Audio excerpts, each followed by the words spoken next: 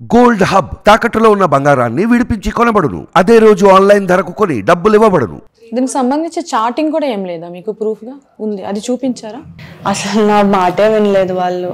Police actually మా proof కానీ ఏమి ఇప్పుడు నార్మలీ గోవా వెళ్ళి నేను క్రెడిట్ కార్డ్ నుంచి తన అకౌంట్కి 1 lakh పంపించాను. ప్రూఫ్ కూడా ఉన్నాయి. మేము మా ఫ్యామిలీ ఫ్రెండ్స్ ఉన్నారు కదా, మాతో వెళ్ళారు, వాళ్ళు 1 lakhs పంపించారు. దాని ప్రూఫ్ కూడా ఉన్నాయి. మేము ఎంత చెప్పినా they won't listen to us. వాళ్ళు ఆల్రెడీ ఒక స్టోరీకి ఫిక్స్ అయ్యి ఉన్నారు అండ్ కంప్లీట్లీ పబ్లిష్ చేశారు. అండ్ ఇవన్నీ అంటే ఇన్వెస్టిగేషన్ అయితే ఎక్దమ్ ఇన్ఫ్లుయెన్స్ లోనే అయింది. మా ఒక్క మాట కూడా వాళ్ళు వినలేదు. They have torture her physically, mentally. ఎప్పుడు కూడా తన సరిగ్గా చెప్పలేకపోతుంది because of all the harassment. ఒక 9 days మ్యామ్ మీరు పోలీస్ స్టేషన్లో ఉండండి, మీకు తెలిసిపోద్ది the pressure everything. Physically mentally harassment అంటే ఏం చేశారు? ఫిజికల్ గా హెరాస్మెంట్, మెంటల్లీ అంటే ఎవరు ఏం వినలేదు. ఫిజికల్ ఇన్ సెన్స్ ఆ డీసీపీ మ్యామ్ కొట్టారు. యాక్చువల్లీ ఆవిడ అందులో సైన్ చేయమని ఒప్పుకోమన్నారు. నువ్వే దొంగతనం చేసావు. నేను చేయలేదు మ్యామ్, మా అమ్మాయి ఇచ్చింది. నేను 150 తోలా అన్నది రాంగ్ ఎలిగేషన్. నేను తను ఎంత ఇచ్చిందో అంతే అమ్మాను. ఏమేం చేస్తానో అన్నీ చెప్పాను. అండ్ 26th ఇలా సాంగ్ షూట్ అని చెప్పి తను వస్తుంది, అప్పుడు ఆ పర్సన్ కలిసి ఇచ్చేస్తుంది. ఇదే మ్యామ్ కంప్లీట్లీ ఉంది, ఫోన్ కూడా చూడండి అని చెప్తే వినలేదు. నన్ను ఆవిడ ఫుల్ అబ్యూస్ చేసి నువ్వు సైన్ చేయి. అందరూ ఎలా మ్యానిపులేట్ చేశారంటే మిగతా వాళ్ళని సైన్ చేసి వచ్చే కామ్గా కేసే ఉండదు, ఆ అమ్మాయి ఇచ్చిందన్నావు, నువ్వు ఇచ్చేస్తున్నావు, అయిపోయింది, ఇంకా కేసే ఉండదు అని చెప్పారు. కానీ ఎంత ఇష్యూ అవుతుందని ఫ్రైడే నుంచి ఫ్రైడే వరకు అలానే తిప్పారు. అండ్ ఇంకో నాకు మెంటలీ ఏంటంటే నీతో పాటు మీ హస్బెండ్ని, మీ మమ్మీని, మీ తమ్ముడిని ఏదో కేసు పెట్టి లోపల పెట్టేస్తాం, నీ ఎలాగో నా లైఫ్ ఇప్పుడు స్పాయిల్ చేస్తారు, నాతో పాటు వీళ్ళది కూడా ఎందుకు స్పాయిల్ చేయడం అంటే ఉంటుంది కదా. లైఫ్ అంతా సపోర్ట్ చేశారు నాకు వీళ్ళందరూ. సో నా వల్ల ఎలా అయింది అని చెప్పి నేను ఆ ట్రామాలోనే ఉన్నాను మోస్ట్లీ.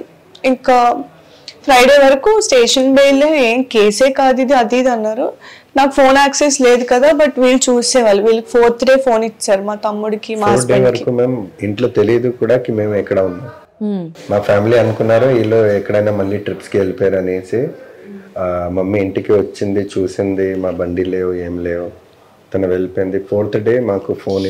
అది కూడా ఎందుకు ఇచ్చారంటే నేను ఆఫీస్కి ఇంటిమేషన్ ఇవ్వాలి, నేను అన్ఆథరైజ్ అబ్సెంట్ అయిపోతాం కదా, సో నేను ఆఫీస్కి మెసేజ్ చేయడానికి వాళ్ళతో అడిగితే 4 days తర్వాత వాళ్ళు ఫోన్ ఇచ్చారు. మేము అప్పుడే చూసాం ఇలా ఫుల్ పేపర్స్లో ఆన్లైన్లో ఏదో స్టోరీ ఇలా అరెస్ట్ అయ్యింది అవన్నీ వస్తున్నాయని చెప్పి.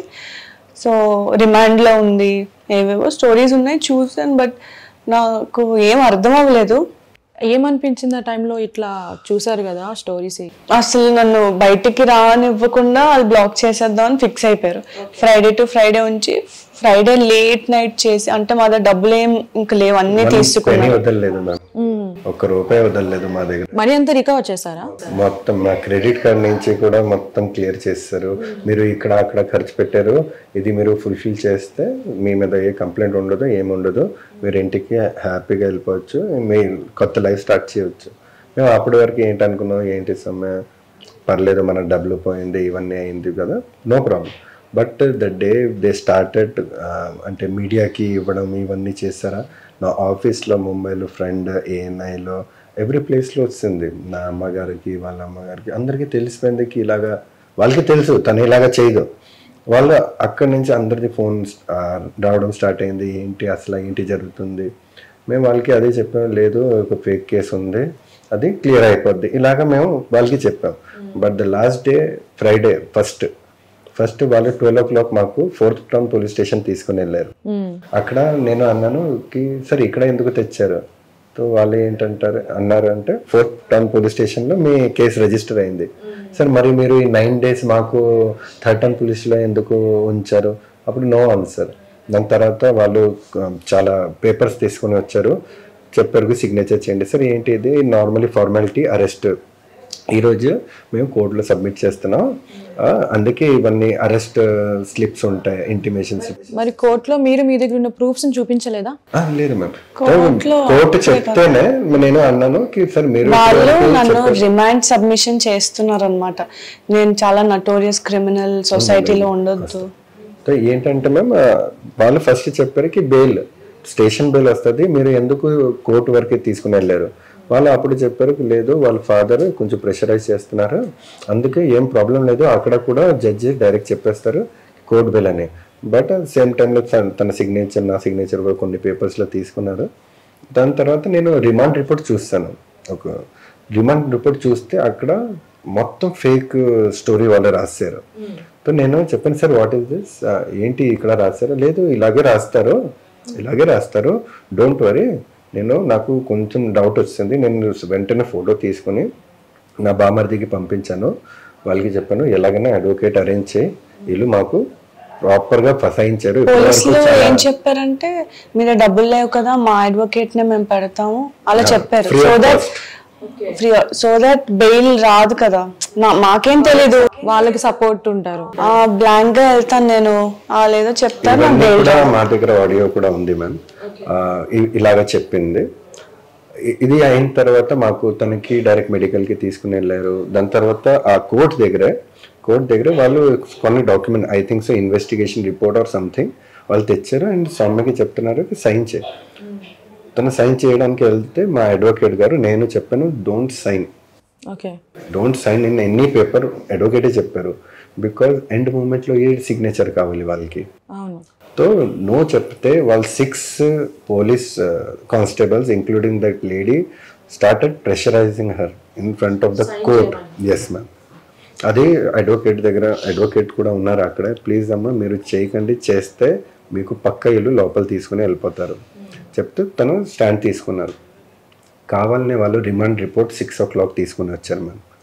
అప్పటి వరకు మెజిస్ట్రేట్ సార్ ఇంటికి వెళ్ళిపోయారు, మాకు ఇంటికి తీసుకుని వెళ్ళారు. నేను కూడా వాళ్ళతో వెళ్ళాను. మెజిస్ట్రేట్ గారు సరే తనకి అడిగారు, చూసారు, ఫస్ట్ స్మైల్ చేస్తారు, అమ్మ నువ్వు దొంగతనం చేసావా? తను చెప్పింది నో సార్ నేను చేయలేదు.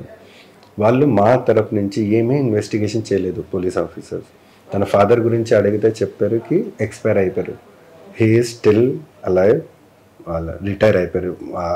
తన ఫాదర్ కూడా డిఫెన్స్లో వర్క్ చేస్తారు. మాది కూడా ఫుల్ బ్యాక్గ్రౌండ్ డిఫెన్స్, తనది కూడా మొత్తం డిఫెన్స్. సో అలాగే జరిగింది మేము. అక్కడ మాకు రిమాండ్ వచ్చింది, ఎందుకంటే మెజిస్ట్రేట్ సార్ చూసి కొంచెం ఇది చేసి వాళ్ళకి తెలిసిపోయింది ఈ అమ్మాయి ఇన్నోసెన్స్ అని. Even from the second day ma'am అందరికీ తెలుసు, మొత్తం పోలీస్ డిపార్ట్మెంట్కి తెలుసు she is innocent. Even they are talking like that. And మా దగ్గర కొన్ని ప్రూఫ్స్ కూడా ఉన్నాయి. బట్ లాస్ట్లో మాకు బెయిల్ వచ్చిన తర్వాత పోలీస్ ఎస్ఐ గారు మాకు పిలిచి బెయిల్ వచ్చింది, హ్యాపీ అయిపోతున్నారా, మీకు ఎలాగ ఫిక్స్ చేయాలో మాకు బాగా తెలుసు, లిటరలీ ధమ్కి ఇచ్చారు మ్యామ్. ఎలాగా